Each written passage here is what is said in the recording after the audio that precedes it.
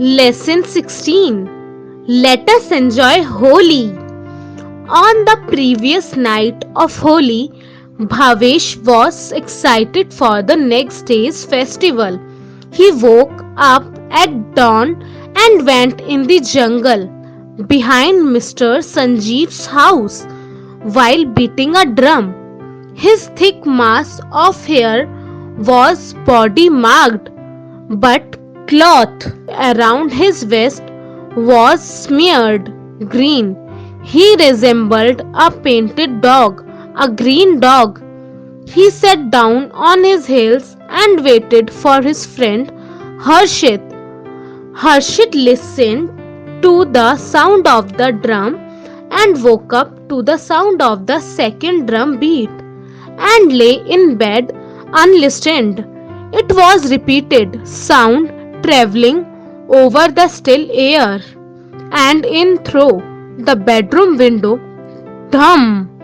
A drum beat now, one deep, one high, and insistent. Harshit had promised that he would play Holi with Bhavesh and would meet him when he beat the drum. But he had made the promise on the condition that his guardian did not return. He could not possibly keep it now after the thrashing he has received. Dham dham spoke the drum in the forest. Dham dham, impatient and getting annoyed. Why can't he shut up? Mused Harshit. Does he want to wake Mr. Sanjeev up? Holi, the festival of color, the arrival of spring, the rebirth of the new year, the awakening of love. What were these things to him? He could not start a new life, not for one day, and besides, it all sounded very primitive. This throwing of colors and beating of drums, dham dham. Harshit sat up in bed. Soon from the distant bazaar came a new music with many drums and voice, faint but steady, growing in rhythm and excitement.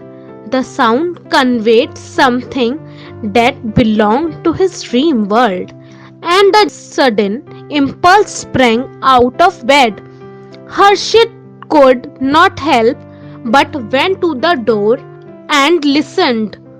The house was quiet. He bolted the door. The colors of Holi he knew would stain his clothes, so he did not remake pajamas. In an old pair of tattered rubber soled tennis shoes, he climbed out of the window and ran over the dew-wet grass down and into the jungle. When Bhavesh saw the boy approach, he rose from the ground. The long hand drum, the dhol, hung at his waist. As he rose, the sun rose, but sun did not look fiery as Bhavesh, who, in Harshit's eyes, appeared as painted demon rather than a god. Harshit, why have you come so late? I was waiting you for a long time, said Bhavesh.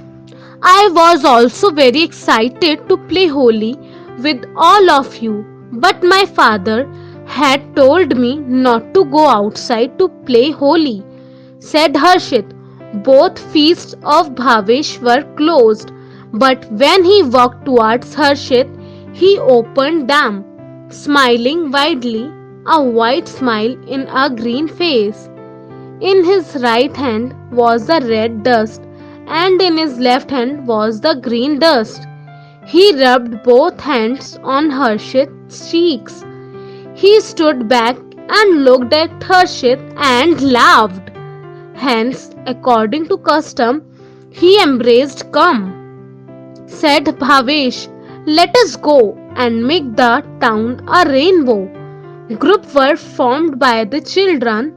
They were armed mainly with bicycle pumps or pumps fashioned from bamboo, steams from which was squirted liquid color, and the children parade the main road chanting shrilly and clapping their hands.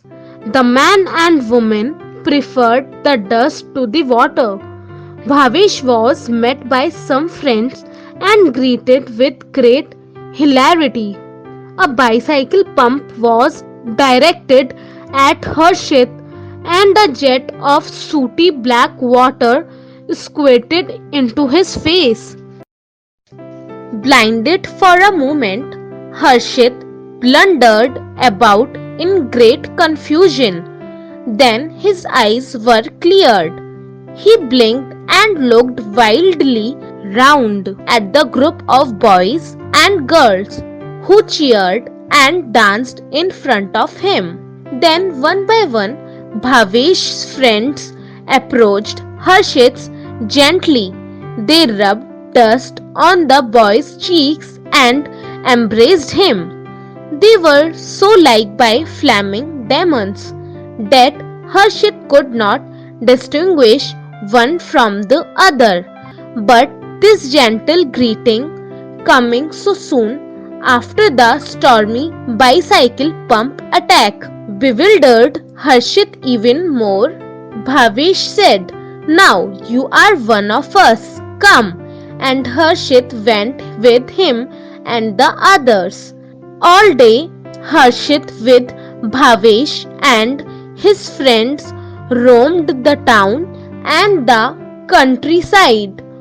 For one day, Bhavesh and his friends forgot their homes and work and the problem of the next meal and danced down the roads, out of the town and into the forest.